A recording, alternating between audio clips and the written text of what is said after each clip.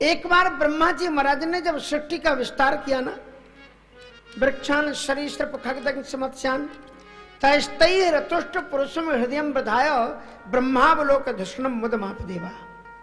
विभिन्न प्रकार की सृष्टि रचना करने के बाद में ब्रह्मा जी को जब संतुष्टि की प्राप्ति नहीं हुई, ब्रह्मा जी ने कितना खेला खेला है। अगर इसे देखना हो तो कभी वो कौन सा चैनल आता है जी, एक जिसमें कीड़े पतंगे मछुआरे सब दिखाए जाते हैं, उसमें डिस्कवरी, कभी आप देखना, एनिमल करके भी है, कभी आप देखना। कितने कितने प्रकार के जीव जंतु, एक छोटी सी सुड़ी, छोटा सा कीड़ा मुश्किल से आधी 1 उंगली के बराबर, उसके 36 टांगे लगा दी। बोलो क्या सूझा था उसको? 36 टांगे। हाँ, ऐसे ऐसे विचित्र विचित्र जीव ब्रह्मा जी ने बना करके तैयार किए, लेकिन फिर भी उनको संतुष्टि नहीं हुई। हिमाचल में बैठ करके ठाकुर जी का ध्यान किया और भगवान नारायण का ध्यान करते ही उनके चित्त में आया कि एक भगवान की, नारायण की शकल सूरत का एक प्राणी बना के तैयार करते हैं। और फिर उन्होंने भगवान की नकल का काम शुरुआत ब्रह्मा जी ने किया। लोग कहते हैं ना इंडिया वाले नकल करते, नहीं, इंडिया वालों ने नहीं, पहले ब्रह्मा जी ने शुरू किया। और ब्रह्मा जी ने भगवान की नकल का एक इंसान बनाया और पैकेट के अंदर में बंद रखा।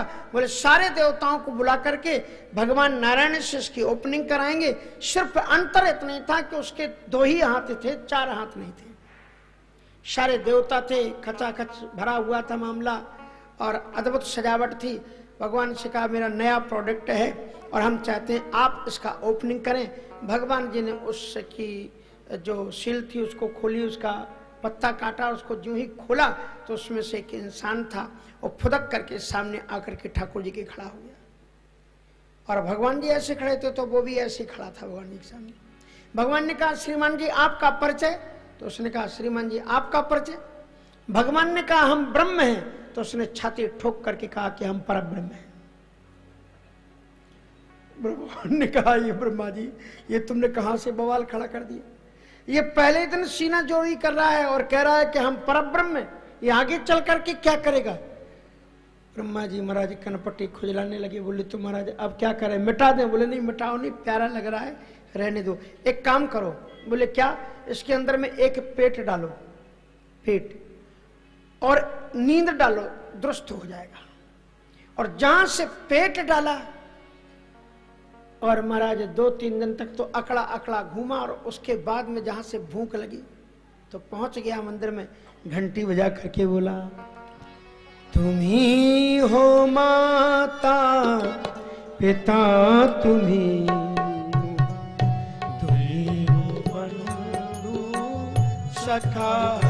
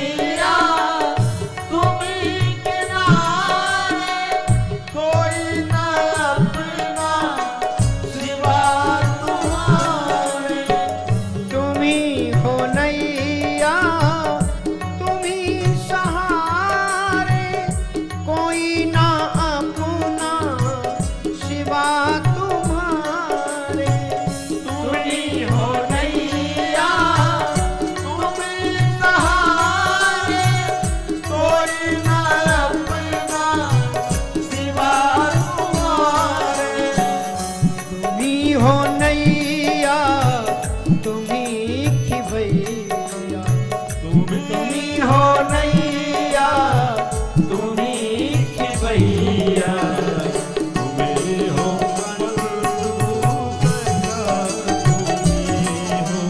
तुम्ही हो माता पिता, तुम्ही हो बंधु सखा, तुम्ही हो बंधु सखा, तुम्ही हो। तो महाराज उसके बाद में फिर भगवान की 2, 4, 10 वर्ष बाद मुलाकात हो गई। भगवान ने सोचा अब तो ये सुधर गया होगा। भगवान ने 8-10 वर्ष बाद पूछा, कहो श्रीमान जी आपका परिचय। उसने फिर उसी हेकड़ी के साथ में पूछा, तुम्हारा परिचय। भगवान ने कहा कि मैं ब्रह्म हूं, और उसने उसी अकड़ और के साथ में फिर जवाब दिया, मैं परब्रह्म हूं। भगवान ने कहा, यार तू कैसी बात करता है, तू परब्रह्म अपने आप को कहता कैसे? तो उसने कहा, मैं इसलिए परब्रह्म कहता हूं कि तुम भी कलाकार हो और हम भी कलाकार हैं। तुम भी मूर्तियां बनाते हो, हम भी मूर्तियां बनाते हैं।